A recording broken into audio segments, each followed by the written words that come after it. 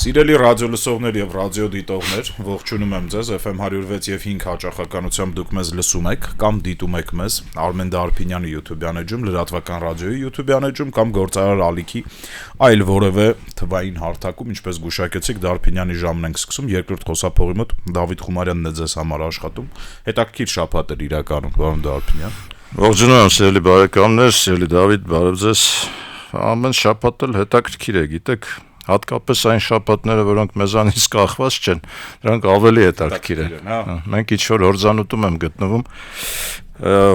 ենք գտնվում եւ այնպես չի, որ տիրապետում ենք մեր սեփական իրավիճակին եւ սեփական քայլերի ողջամտությունը կարող ենք գնահատել։ Պարոն Դարփինյան, հաշվի չառնելով Վատիկանում տեղի ունեցած վերջի ադրբեջանական միջոցառումը, մեծ հաշվով լուսահոգի Պապը, ով մի քանի օր առաջ մահացավ։ Չէ, այսօր է մահացել։ Հա, այսօր։ Մենք երկուշաբթի օրն ենք ձայնագրվում, երեքշաբթի եք դուք մեզ լսելու կամ ինչ-որ ուրիշ օր։ Հայամետ Պապ էր, հա, այսպես ասենք։ Մենք սովորենք Միացյալ Նահանգների քաղաքական գործիչներին բաժանել հայամետների եւ ոչ հայամետների, բայց հայամետ Պապ էր։ Ամեն դեպքում մարդը Հայաստան եկավ, մենք ոգեկոչման արարողություն եղավ հենց Վատիկանում 15 թվականին։ Նարեջան, ես պիտի ասեմ, որ ցավում եմ իհարկե եւ պիտի մեր ցավակցությունները բերենք կաթոլիկ աշխարհին, Հռոմի Պապի մահվան կապակցությամբ եւ պիտի արձանագրեմ, որ մենք չօգտագործեցինք լիարժեքորեն Ֆրանցիսկոս Պապի հնարավորությունները, նրա վերաբերմունքը մեր ազգային արժեքների, մեր ազգի նկատմամբ, ընդհանրապես հայերի նկատմամբ, նրա բարեհաճ վերաբերմունքը, նրա մոտեցումները ընդհանրապես համաշխարհային քաղաքականության վերաբերյալ։ Ես կարծում եմ, որ մենք ընդհանուր առմամբ կաթոլիկների հետ, կաթոլիկ աշխարհի հետ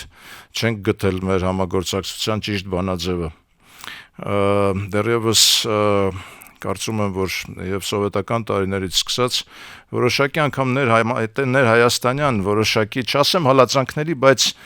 խորտ աչքով են կարծես թե նայում հայ կաթոլիկներին, որոնք որ անգամ Հայաստանի տարածքում են իրենց գործունեությունը եւ իրենց հավատքը տարածում։ Եվ մենք իմ կարծիքով, այո, չօգտագործեցինք Հռոմի Պապի կոնկրետ Ֆրանցիսկոսի հնարավորությունները։ Հիշեցնեմ, որ նա առաջին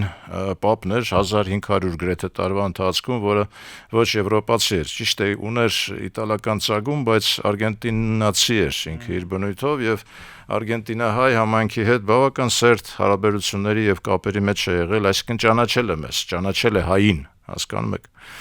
Եվ Ֆրանցիսկոսը առանձնանում էր նրանով, որ կաթոլիկ եկեղեցում ինքը բերեց, ինքը ավելի շատ սպասարկում էր աղքատներին, ընչաքաղցներին, հալածյալներին, բանտարկյալներին, հասկանում եք, այսինքն Պապ էր, որը շատ ավելի հասարակ էր եւ դուրս էր այդ ավելի շուտ պրոտոկոլային միջոցառումներից, այդ ուրեմն ձևականություններից, նա հասարակ մարդ էր եւ հասարակ մարդու կողքին էր։ Եվ ես պատահական չասացի բանտարկյալներին, հայ բանտարկյալները, որոնք այսօր գտնվում են Բաքվում, կարող էին լուրջ աջակցություն ստանալ Հռոմի Պապից, եթե իհարկե հայաստանյան պետությունը եւ կառավարությունը այժմյան կարողանային օգտագործեին Հռոմի Պապի հնարավորությունները եւ նրա ազդեցությունը ամբողջ աշխարհով մեկ։ Ազդեցությունը պիտի ասեմ, որ կաթոլիկ աշխարհի շատ մեծ է, ընդհանրապես Վատիկանում մեր գործունեության էֆեկտիվությունից մեծապես կախված է նաեւ ինչպես ենք մենք համագործակցելու, ինչպես ենք դիրքավորվելու աշխարհում։ Պիտի ցավով փաստեմ, որ այդ համագործակցությունը այսօր երևի թե ամենավատն է մեր բոլոր ժամանակների մեջ եւ դրա վերջին ապացույցն էլ այն էր, որ Ադրբեջանը հենց Վատիկանի սրտում կարողացավ կազմակերպել այդ քրիստոնյա Ադրբեջանին նվիրված համաժողովը եւ Հռոմի Պապի ձեռքերից Ադրբեջանի դեսպանը Վատիկանում ստացավ ամենաբարձր պարգևը, այսինքն նրա գործունեության առիթով, պիտի ասեմ, որ դա մեր համապատասխան ատյանների, տեսպանների, արտգործնախարարության, նաև գործունեության գնահատականն էր, այսինքն այդ պարգևին արժանացնելով Ադրբեջանի դեսպանին նման կերպ Վատիկանը իմ կարծիքով նաև արտահայտեց իր դիրքորոշումը այսօրվա հայաստանյան դիվանագիտության նկատմամբ, որովհետև մենք չկարողացանք որևէ կերպ խանգարել, կանգնեցնել, արձագանքել անգամ պատշաճ ձևով։ Պիտի ասեմ, որ հայ առաքելական եկեղեցու արձագանքը եւս ինձ չգոհացրեց, շատ խղճուկ էր, շատ թույլ էր, ամենայն դեպս մենք մեր իրավունքները, մեր քրիստոնյա պատմությունը պարտավոր ենք պաշտպանել, որովհետև եթե դա մենք չպաշտպանենք, ապա աշխարհը երբեք չի գնահատի դա։ Իսկ քրիստոնյա պատմությունը մեր ազգային ամենակարևոր ժառանգությունն է իմ կարծիքով, եւ մենք այսօր արդեն Սուրբ Քրիստոսի հարության երեկեր հարության տոնը մենք տեսանք ինչպես ամբողջ աշխարհը դա գնահատեց, բարձրացրեց եւ այլն, ես կարծում եմ, որ մենք պիտի վերադառնանք քրիստոնեության, ինչքան արագ, այնքան լավ, եւ դա նաեւ նշանակում է, որ մենք պիտի շատ ավելի հարգալից վերաբերմունք ցուցաբերենք եւ կաթոլիկներին եւ բողոքականներին, բոլոր ամբողջ քրիստոնյա աշխարհին, հասկանում եք։ Այո, ցավակցություններս կաթոլիկ աշխարհին եւ նաեւ մեր ցածր գնահատական այն կառույցներին եւ հատկապես Վատիկանում մեր դեսպանատանը, որը չօգտագործեց լրջագույն հնարավորությունը ներազդելու հայ-ադրբեջանական իրավիճակի կարգավորմանը եւ նաեւ բանտարկյալների եւ մեր այնտեղ պահվող տղաների ճակատագրի վրա Վատիկանի ազդեցությունը ըստ էության զրոյացրել էր։ Այդ այն պարագայում, երբ մոտավորապես 10 տարի առաջ Վատիկանը տոտալ պրոհայկական էր։ Տոտալ, այսինքն անխոս այդտեղ քննարկելու բան չկար նույնիսկ։ Դա նշանակում ամենայդեպս մենք հիմա պիտի ֆիքսենք եւ արձանագրենք ձախողումը։ Եվ դիվանագիտական եւ քաղաքական ձախողումը։ Հիմա միգուցե դա տեղավորվում է այն թեզի տակ, որի վերաբերյալ վարչապետը արտահայտություն արեց հետևյալ կերպ, որ մենք ինչ էլ որ լինի, մենք չենք շեղվելու խաղաղության օրակարգից, այսինքն ինչ էլ որ լինի, այսինքն ինչ գնով, եթե դա արժանապատվության գնով, եթե մեր պատմության մեր քրիստոնյա արժեքների ոտնահարման գնով, եթե դա դիվանքը պիտի ներկայացվի որպես աֆղանական կառույց, մենք մեկա չշեղվենք այդ եւ մենք չշեղվենք, ավելի լավ է շեղվենք 1000 անգամ, քան թե մենք մոռանանք այդ պատմությունը։ Դա իմ կարծիքով զերծ է, այդ մոտեցումը զերծ է իրատեսական լինելուց, չեմ կարծում, որ ազգը եւ Հայաստանի քաղաքացին կընդունի այդ մոտեցումը, դա հնարավոր չի, այսինքն մանկուրտների հասարակություն ունենալը չէ էլի, որ մեր նպատակը պիտի լինի, մանկուրտներ, որոնք որ ուղղակի շեղվել են եւ ընդհանրապես չեն տիրապետում եւ չեն արժևորում իրենց անցյալը, մոռացել են եւ ապրում են այսօրվա օրով, դա հնարավոր չէ, այսօրվա օրով հնարավոր չէ արժանապատիվ ապրել, եթե դու մոռանում ես քո անցյալը, եթե դու տեր չես կանգնում քո հիմքերին, հիմնասյուներին եւ քո արժեքներին, ազգային արժեքներին։ Կրկնեմ, մեկ անգամ ես դրա մասին ասել եմ մեր հաղորդումների ժամանակ, որ մարդկային անձնային արժանապատվության կարևորագույն էլեմենտ է ազգային արժանապատվության գիտակցումը, այսինքն ես որպես անձ ոչինչ չարժեմ, եթե ես չգնահատեմ իմ հայ լինելը, ես այդպես եմ գնահատում, ես կարծում եմ, որ յուրաքանչյուր արժանապատիվ հայ, ով իրեն գիտակցում է որպես հայ, այդպես պիտի մտածի, այսինքն մարդկային անձնային արժանապատվությունը զրո է, եթե չկա ազգային արժանապատվությունը, դրա բաղկացուցիչ եւ կարևորագույն մասն է։ Եվ մենք եթե դա կեղծ օրակարգ է ուղղակի, դա մոռանալը, դա մոռացության տալը եւ ամեն գնով ինչ էլ պատահի մենք չենք շեղվելու մեր օրակարգից, մենք առաջինը պիտի լինենք, այո, որ խաղաղության պիտի ձգտի, բայց այդ խաղաղությունը պիտի անպայման ամրապնդված լինի ազգային արժանապատվությամբ եւ անպայման պիտի ամրագրված լինի մեր նաեւ պատմական արժեքներով։ Մենք պիտի կարողանանք պատմական արժեքների հիմքով ստեղծենք այն նոր քաղաքակրթությունը, ռեգիոնալ քաղաքակրթությունը, որը փորձում ենք ձևավորել։ Ես էլ մի անգամ ասել եմ այս հաղորդման շրջանակում, մի անգամ էլ ասեմ, որ Դարփինյանի ժամը հաղորդման ընթացքում տաղավարում երկու մարդ կա, մեկը ով երկարվեստից բացարձակ չի հասկանում, դա ես եմ, եւ մեկը ով հասկանում է երկարվեստից, նաեւ զբաղվում է երկարվեստով, դա պարոն Դարփինյանն է, հենց որ պատեհ պահնա, քննարկենք իրար հետ մի երևույթ, իմ աչքով կադրեր ընկան, թե ինչպես են մարդկանց հոտ զանգվածները դուրս գալիս մարզահամերգային համալիրից, թաթուլ երգիչի մենահամերգից հետո մարդիկ խոսում են, որ 10,000-ին մոտ մարդ է այնտեղ եղել, ինձ շատ զարմացրեց, որ ես տեսա երիտասարդ աղջիկների։ Դեվ ինձ միշտ թվում էր, որ հայկական ռաբիսը, հայաստանյան ռաբիսը, դա տենց ինչ-որ մոտարապես իմ մարմնական կազմվածքի ունեցող տղամարդկանց երաժշտությունն է, այսինքն դա տենց իմ նման փորով տղամարդիկ են, որոնք որ նստում են տարբեր տեսակի հացատներում, ուտում են բավականին սպեցիֆիկ սննդակարգով սնվող հայ տղամարդկանց երաժշտությունն է, բայց նախ պարզվեց, որ այդտեղ այդ այնքանելը տենց չի, այսինքն ինչ անենք այս վիճակի հետ, պարոն Դարփինյան։ Լավ ջան, դե շատ խորքային հարց է եւ ցավոք սրտի ունի արդեն տասնամյակների բաց թողումների պատմություն եւ հիմք, ցավոք սրտի։ Առաջինը ինչ ես կուզեի անել, այնուամենայնիվ շնորհավորենք Թաթուլին, Թաթուլ Ավոյանն նկատի ունեմ, որ իր 60-ամյակն էր նշում այդ համալիրում եւ այո, բազմահազար երիտասարդության մասնակցությամբ։ Պետք է ասեմ, որ ես նման շոկային իրավիճակ ապրել եմ մեկ անգամ, երբ պատահական մի հարսանիք էի ուրեմն այցելել, նման թաթուլային երաժշտություն էր այնտեղ ուրեմն նվագվում, եւ այդ երիտասարդ աղջիկները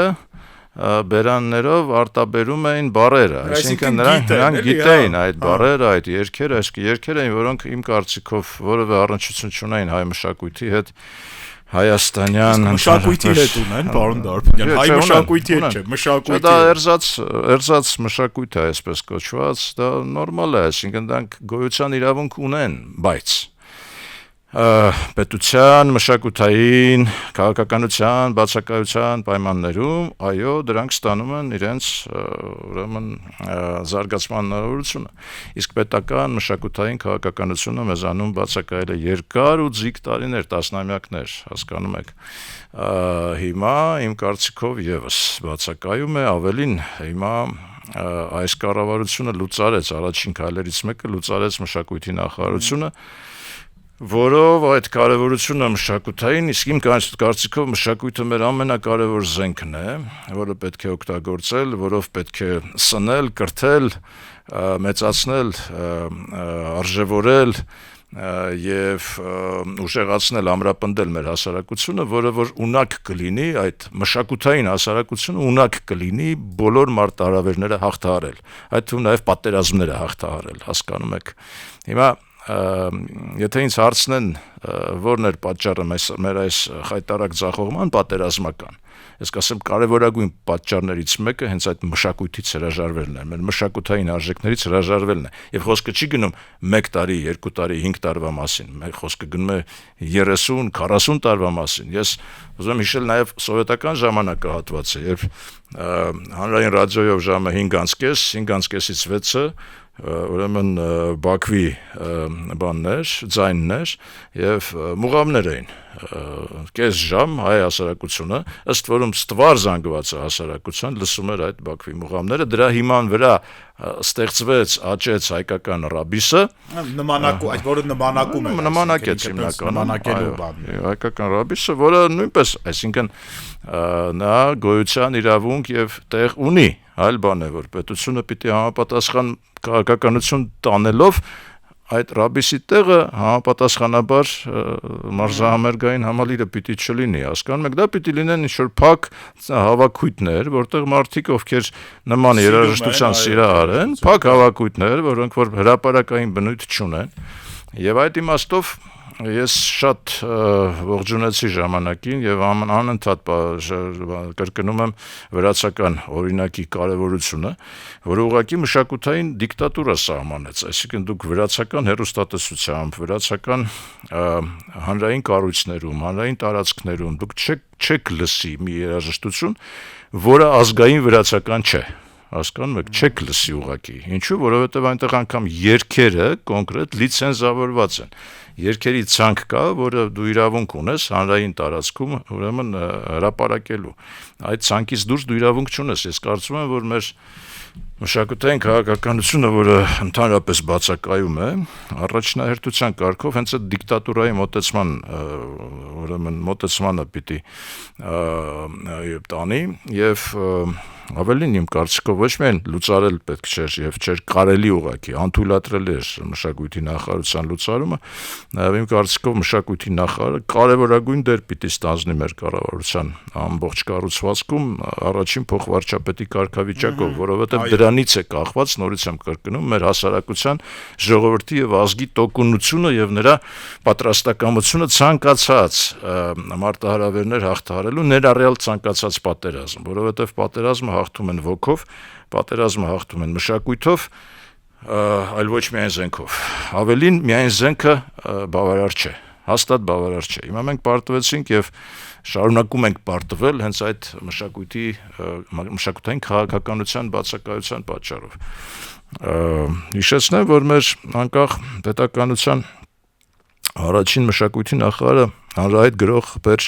Զեյթունցյանն էր, այսինքն մարդ էր, որը այնուամենայնիվ ակունքներից էր գալիս մշակութային։ Մենք ունեցել ենք նաև Հակոբ Մովսեսը, նույնպես գրող էր, հրապարակախոս, այն պահին, երբ քաղաքականացվեց այդ նշանակումը մշակույթի նախարարության,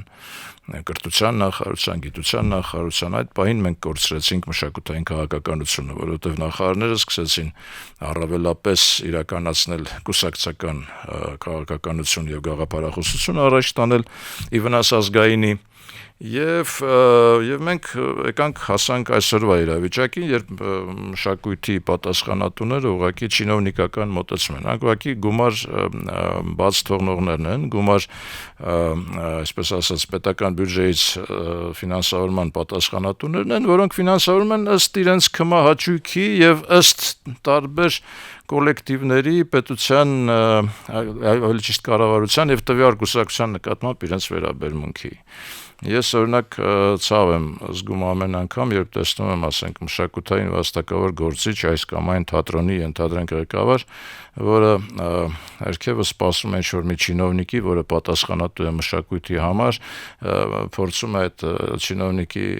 դեմքին ուրեմն ժպտալ, ինչ-որ տենց բարեհաճ վերաբերմունք ցուցաբերել, այնինչ իմ կարծիքով ներքուստ պատրաստ է նաև նրան պատառոտել ուղղակի, ձեռքով խեղդել, էլի, որովհետև մարդիկ, ովքեր կապ չունեն մշակույթի հետ, իրավունք չունեն ղեկավարելու մշակույթը։ Ես ընդհանրապես կառաջարկեի, որ մշակույթի նախարար նշանակվեր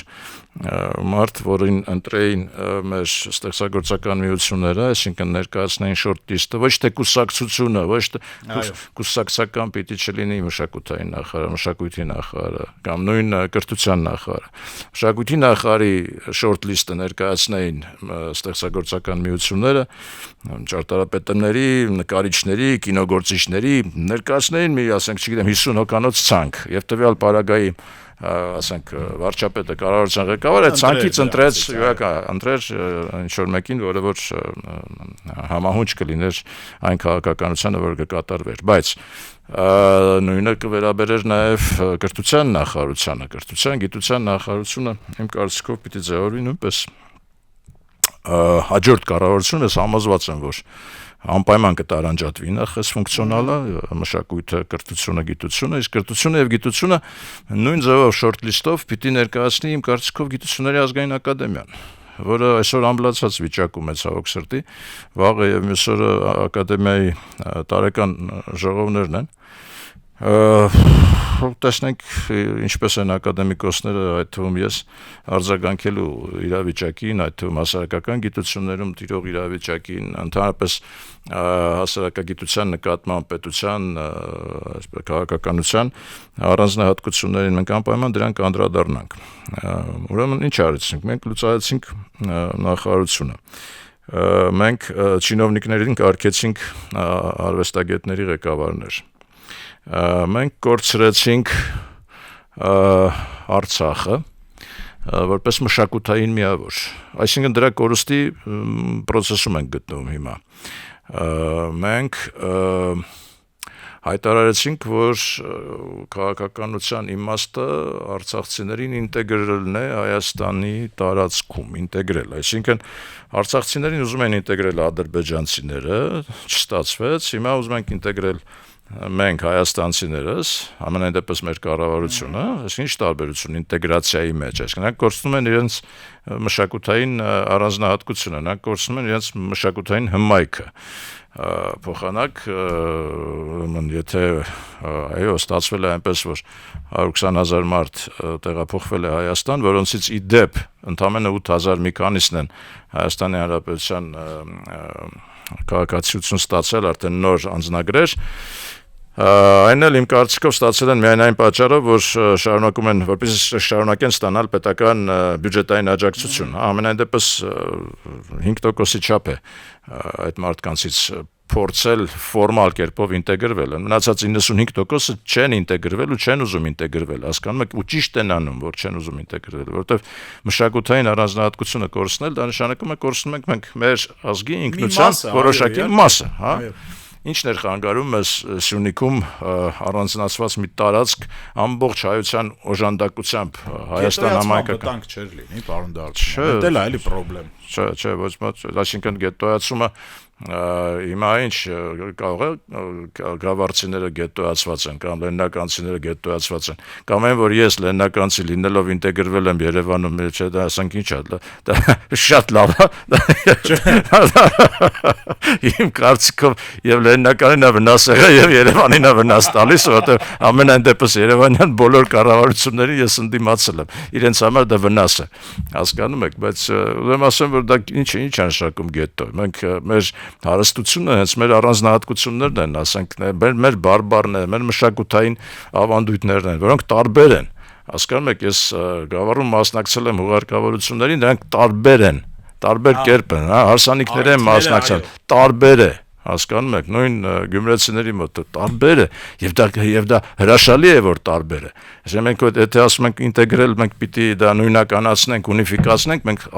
մեծագույն սխալ ենք գործում մեր մշակույթի նկատմամբ, մեր պատմության նկատմամբ, մեր արժեքների նկատմամբ։ Դա իմ կարծիքով շատ կործանարար է, կբերի կործանման ուղղակի, մշակութային կործանման եւ ուրեմն պետական կործանման, որովհետեւ մշակութահեն պետությունը միայն կարող է ուժեղ լինել։ Մի հարց էլ ասեմ, որ մշակութային քաղաքականության բացակայությունը կայանում է նաեւ նրանում, որ մենք այս տարիների ընթացքում որևէ նոր մշակութային տարածք չենք ստեղծել։ Տեսեք, սովետական միության ժամանակ բոլոր քիչ թե շատ անգամ գյուղերում կային մշակույթի տներ։ Այդ տներում իրականացվում էին տարբեր տեսակի գործունեություն, բարի խմբակներ կային անպայման, կային, ասենք, երաժշտական, ասմունքի դպրոցներ, էլ չեմ ասում, որ մենք Երևանում, մայրաքաղաքում չունենք մի նոր ժամանակակից բոլոր հնարավորություններով օժտված համերգային դահլիճ, որը հնարավորություն կստեղծեր աշխարհի լավագույն կատարողներին հրավիրել Հայաստան։ Նրանք չեն գալիս Հայաստան, հասկանում եք, նրանք չեն գալիս, որովհետև մենք չունենք adekvat տարածք, չենք կարողանում նրանց տեղավորել եւ նրանց պահանջները կատարել, որովհետև բարձր որակի երաժիշտը պահանջում պահանջում է բարձր որակի դալիճ իր բոլոր սարքավորումներով։ Հիմա ես անցյալ անգամ բերեցի Զեյնաբ Խանլարովայի օրինակը, որը Դինամո մարզադաշտում էր ելույթ ունենում, եւ հիմա Ջենիֆեր Լոպեսն է գալու, ասենք նույն մարզադաշտում, նույն Դինամոյում, հասկանում եք, առանց ոչ տեխնիկական բարելավումների, ասենք իրենց հետ հաստատ կբերեն մի երկու ինքնաթիռ բան կբերեն, այսինքն ձայնային եւ այլն սարքավորումներ, բայց խոսքը դրա մասին չէ։ Խոսքը այն մասին է, որ մենք որևէ մի նոր մշակութային լուրջ տարածք, համաշխարհային մակարդակի տարածք չենք ստեղծել։ Ես ուզում եմ հավաստիացնել, որ դա շատ ավելի կարևոր է, քան ուղղակի հորինված այնպիսի ծրագրեր, ինչպիսիք են ակադեմիական քաղաքը եւ կամ այնտեղ ստեղծվելիք ստադիոնը, հասկանում եք, որտեղ ունենալով Հրազդան մարզադաշտի պես հրաշալի մի կառույց, որը աշխարհի ճարտարապետության կոթողներից է, մենք մտածում ենք ինչ-որ բաներ ստեղծելու, նոր բան ստեղծելու մասին, որը որ բացարձակ ուղղակի ժամանակի եւ ռեսուրսների կորուստ է։ Այդ ռեսուրսները պետք է ուղղել մի հատ նորմալ համերգային դալիճ ստեղծել, որի հիմքի վրա մենք կարողանանք, ասենք, Արամ Խաչատրյանին նվիրված միջազգային փառատոն անցկացնենք ամեն տարի, հրավիրելով լավագույն կատարողներին աշխարհի, հասկանում եք։ Հայաստանը նաև մշակույթ արտահանող պետություն ա եղել խորհրդային տարիներին, այսինքն համայնքներ գնում էին ինչ-որ անսամբլներ, չէ՞, Սփյուռք նկատի ունեմ, իսկ երբ մենք խոսում ենք, որ Սփյուռքը Հայաստանից կտրվում է եւ այլն, եթե Հայաստանը մշակույթ արտահանող երկիր չի, ինչի շուրջ պիտի Հայաստանն ու Սփյուռքը համախմբվի, էլի չէ՞ որ մշակույթն է կարևորներից մեկը։ Ես կարծում եմ, որ մենք պիտի եւ արտահանենք, եթե խոսքը գնում է Սփյուռքի մասին, դեպի Սփյուռք երբ պիտի ներմուծենք Սփյուռքից, մենք ավելի շատ արտահանում ենք միգուցե քան ներմուծում ենք եւ դա անում ենք իներցիոն կարգով, բայց ներմուծումը եւս շատ կարևոր է, որովհետեւ Սփյուռքը ունի ֆանտաստիկ մեծ արժեքավոր ժառանգություն մշակութային եւ այժմ հիմա նույնպես այսօրվա ժամանակներում Սփյուռքի մեր ստեղծագործողները արժեքներ են ստեղծում, որոնց հետ մենք ծանոթ չենք, որովհետեւ նման քաղաքականություն չենք վարում։ Ինչ վերաբերում է Թաթուլին, ապա նույնպես ցավով նշեմ նկա Թաթուլ Ավոյանը, որը տասնյակ հազարավոր մարդիկ է հավաքում, եւ կա Թաթուլ Կրպեյանը, որը Հայաստանի ազգային հերոս Կրպեյանն է, որի ծննդյան 60-ամյակն է այսօր, այսինքն մեկ օրվա տարբերությամբ երկու Թաթուլ։ Ես ցավում եմ, որ ազգային հերոս Թաթուլը ավելի քիչ երկրպագուներ ունի հավանաբար, որովհետև ես չեմ տեսել, չեմ զգացել, որ ազգային հերոսի 60-ամյակը ամենայն դեպս երիտասարդությունը նույն ոգևորությամբ կտոներ, կնշեր, ինչ-որ միջոցառումներ կանցկացներ։ Միգուցե ձևական 1-2 բան կիրականացվի, բայց ես ուզում եմ շեղել մեր ուշադրությունը կարևոր Թաթուլի վրա, շատ ավելի կարևոր Թաթուլի վրա, ազգային հերոս, պատմության ֆակուլտետում ուսումնառությունը չավարտած Թաթուլ Կրպեյանը միացավ ազգային ազատագրական պայքարի Գետաշենի հիմնական գործող անձն էր Գետաշենի պաշտպանության եւ այնտեղ էլ Կալցո օպերացիայի արդյունքում զոհվեց, հասկանում եք, արժեքներ կան նորից այսինքն միացում շարժումը, հա, Թաթուլը դրա ակունքներում էր գտնվում եւ ես ցավում եմ, որ մեր ազգային ազատագրական պայքարը նաեւ հիմա նույնպես կարծես թե մղվում է դեպի Լուսանսկ, ինչը մեր պատմությունն է, ինչը մեր փառավոր պատմությունն է, այնուամենայնիվ ինչը մեր այս հանրապետության, մեր պետության ստեղծման հիմքերից մեկն է, որից մենք ինչքան էլ ուզենք չենք կարողանա հրաժարվել, որովհետև հազարավոր զոհեր ենք տվել, հազարավոր ընտանիքներ կան, որոնք այդ զոհերի դառնությունը կրել են եւ շարունակում են կրել, եւ կա նաեւ պատմական հիշողություն, որը որևէ կերպ չես կարող հաղթահարես եւ դրա իմաստն էլ չեմ տեսնում հաղթահարման։ Արժանապատվության հենքով խաղաղության գնալը, այո, ամեն ինչ մոռանալու գնով խաղաղության գնալը ոչ, որովհետև մենք դա նաև չի հաջողվի, նաև իրատեսական չի իմ կարծիքով։ Վարչապետը ելույթ ունեցավ ազգային ժողովում ներկայացնելով հաշվետվություն 2024 թվականի կատարողականի, բայց ելույթը ավելի շատ քաղաքական էր եւ ուղղված էր նոր կոնցեպտին, այսպես ասած, կարծում եմ, որ նաեւ դա առաջիկա քաղաքական ընտրություններին էր միտված, հետեւյալ արտահայտությունը բերվեց այն մասին, որ տեղի ունենում հիմա իրական Հայաստանի հեղափոխությունը, որը ոչ պակաս կարևոր է, քան 18 թվականի հեղափոխությունը։ Իրական Հայաստանի կոնցեպտը իմ կարծիքով արհեստական կոնցեպտ է, որովհետև երբեք որևէ հայաստանյան թե կուսակցություն, թե քաղաքական ղեկավար, թե հասարակության որոշ մաս երբևիցե մեր սահմաններից դուրս չի ենթադրել Հայաստանի գոյությունը, այն սահմաններից, որոնք որ ստեղծված են Սովետական միության լուծարման պահին, հա, այսինքն դա մենք ունենք իրողություն, որից մենք չենք կարող հրաժարվել, այո, միացման կոնցեպտը ենթադրում էր, որ մենք կարող ենք եւ կարծես թե իրականացրել ենք, ընդլայնել ենք մեր սահմանները, որովհետեւ միացրել ենք նաեւ Արցախը, Լեռնային Ղարաբաղի Հանրապետությունը, որը իր սահմանադրության մեջ ներառեց նաեւ այն 7 շրջանները, որոնք ուրեմն բայց այնտեղ էլ խեղուկ էր գրած, պարոն Դարբինյան, այնտեղ գրած էր այն սահմանները, որը վերահսկվում է ԼՂ հասկանալ է, դա վերահսկվում էր, իրականության մեջ վերահսկվում էր, բայց եկեք համաձայնենք, որ այնուամենայնիվ այդ ամեն ինչի մեջ շատ մեծ արհեստականություն կար։ Այսինքն մենք ձև էինք անում, որ ուրեմն միացրել ենք, ձև էինք անում, որ ուժեղ ենք, ձև էինք անում, որ մենք ուրեմն որևէ իմաստով խոցելի չենք, բայց իրականությունը շատ դառ է հարված։ Պարզվեց, որ ոչ միացրել ենք, շատ էլ խոցելի ենք, այսինքն։ Շատ դառը հարված հասցրեց իրականությունը մեզ, եւ դա մեր հավաքական դժբախտությունն է, այսպես ասեմ, հա, հիմա կարող ենք մեղադրել սրան, նրան, այն մեկին կամ մյուսին, բայց դա մեր հավաքական դժբախտությունն է։ Մենք չենք կարողացել գեներացնել հավաքական այնպիսի ազգային միտք, որը որ կառուցեր այլ տիպի պետություն, այլ տիպի առաջնահերթություններ, այլ տիպի արժեքներ, իհարկե կոռումպացված պետությունը պիտի որ թուլանա, պիտի որ հասներ այդ վիճակի, պետություն, որտեղ զինվորական ծառայությունից պիտի փախչեն, պետություն, որտեղ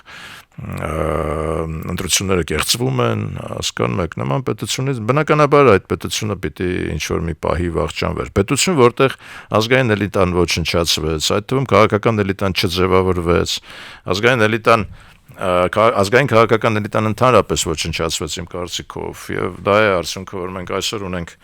մի բևեռում Նիկոլ Փաշինյան, մյուս բևեռներում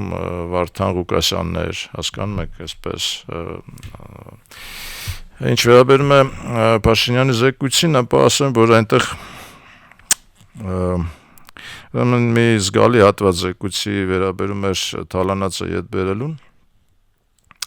եւ կարծես թե դա կարևորագույն շեշտադրումն է վարչապետի Թալանացը հետ բերելը, եւ երբ ասում են, որ Փաշինյանը չունի իզմ, ես այստեղ կվիճարկեի, որովհետեւ դա մաքուր լենինիզմ է, այսինքն Վլադիմիր Լենինը էքսպրոպրիացիա, էքսպրոպրիացիա, էքսպրոպրիատորը, այսինքն այդ նույն լոզունգների տակ Լենինն էր շարժվում, եւ մենք տեսանք, որ Լենինի հաջորդողը Ստալինն էր, իսկ Լենինի հակառակորդը Տրոցկին էր, հասկանում եք, դրանք ասեն ու ոչ մի նորմալ մարդ այդ երյակում բոլորն էլ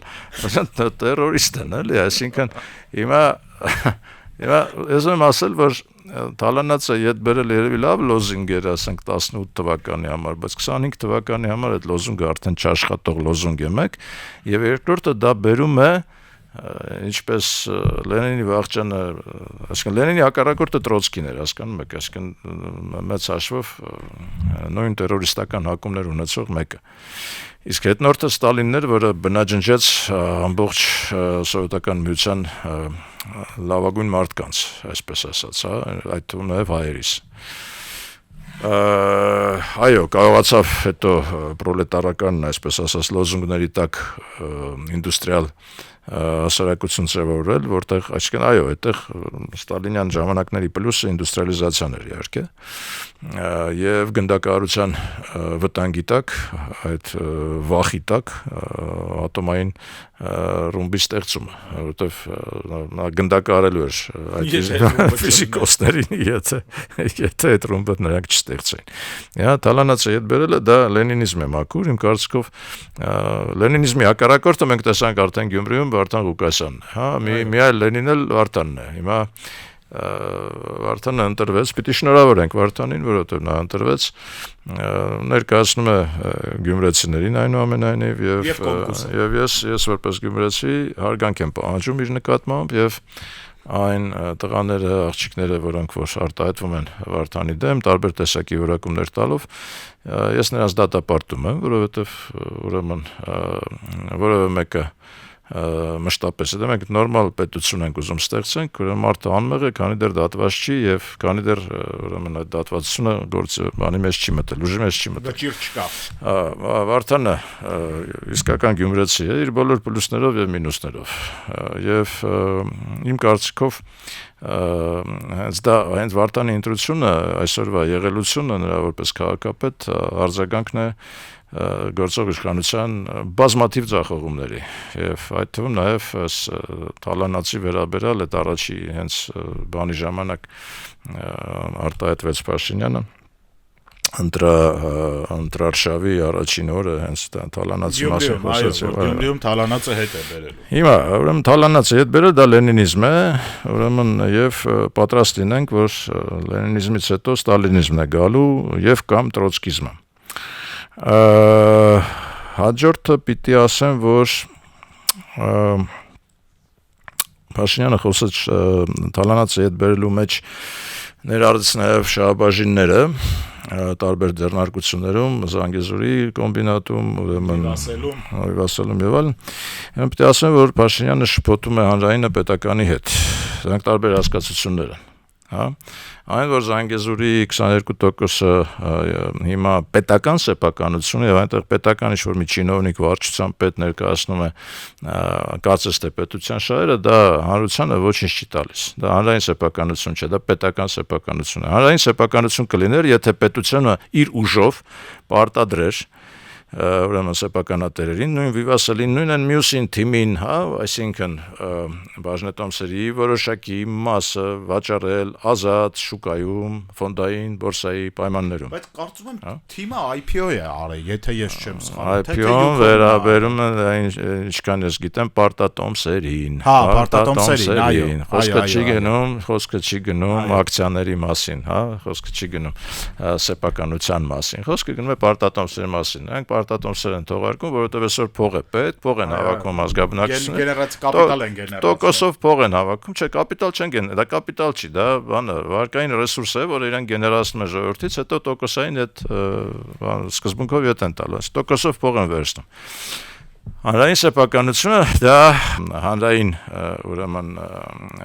բաժնետոմսերի թողարկումն է ազատ շուկայում, որտեղ յուրաքանչյուր ցանկացած հայ իրավունք կունենա Հայաստանի քաղաքացի ենթադրենք։ Այնտեղ ստորում կարելի է պայմաններ մշակել, գիտեք, ասենք այդ պայմանները կարող են լինել ենթադրենք, ասենք անպայման պիտի լինեն բոլոր մարզերից մարզերում գրանցում ունեցող ֆիզիկական կամ իրավաբանական անձիկ։ Այստեղ այս մարզից, այսքան են մարզից, այնքան են մարզից։ Այո, որ ասենք չգնի մի օլիգարխի ձեռը ենթադրենք, ինչպես սեփականաշնորհման ժամանակ տեղ ունեցավ, հա։ Ուրեմն պետք չէ շփոթել հանրայինը պետականի հետ։ Կամ եթե պետականը արդեն դուք վերցրել եք այդ շահաբաժինները, բարի եղեք դա դնել արդեն վաճառեք։ Բարի եղեք վաճառեք ֆոնդային բորսայում, այդ դեպքում դուք պետականը կդարձնեք հանրային եւ իսկապես կվերադարձնեք որոշ մասը ժողովրդին, այսինքն նրանց, ովքեր որ ֆոնդային բորսայում կկարողանան առևտուր անել եւ կկարողանան իսկապես տիրանալ ազգային կարևոր ձեռնարկությունների բաժնետոմսերին։ Եվ դա կլինի նաեւ ֆոնդային շուկայի, կապիտալի շուկայի զարգացման, աշխուժացման կարևորագույն քայլ։ Այսինքն այն որ պետությունը ինչ-ինչ մեխանիզմներով երևի թե ինչ-որ բան դեմ տալով, այսպես ասած, հանցանքներ, միլիոնավոր դոլարներ արժողությամբ կամպանիայից տոկոսներ նվիրում։ Ինչ-որ հանցանքներ ներկայացրել են, այսինքն նախկինում գործած, Ակել ասեն դե լավ ինչ եք ուզում, մեզ փայտ տվեք, դա ճիշտ բանակցություն չի, դա պետության անելիքը չի, էլի։ Նրանք պիտի ասեն դուք այսքան ժողովրդից տարել եք, ուրեմն բարի եղեք սա դնել շուկայական վաճառքի։ Եվ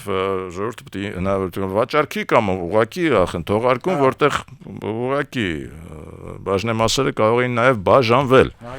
ինչպես վաուչերային սեփականաշնորհումը տեղի ունեցավ, հիշում եք, դա առանց գումարային էր, կարելի էր թողարկել այդ վաուչերները եւ ըստ ռեգիոնների բաժանել ժողովրդին։ Դա կլներ արդեն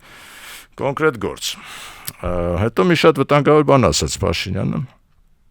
ասաց, ասենք, միջին վիճակագրական, բոլորը, ամեն մեկը միջին վիճակագրական, չգիտեմ, փականագործ է, դեպոյի բան է, վարորդ է, դեպոյի բանվոր է, ես էլ միջին վիճակագրական վարչապետ եմ ասաց, դա շատ վատ է, որ միջին վիճակագրական է,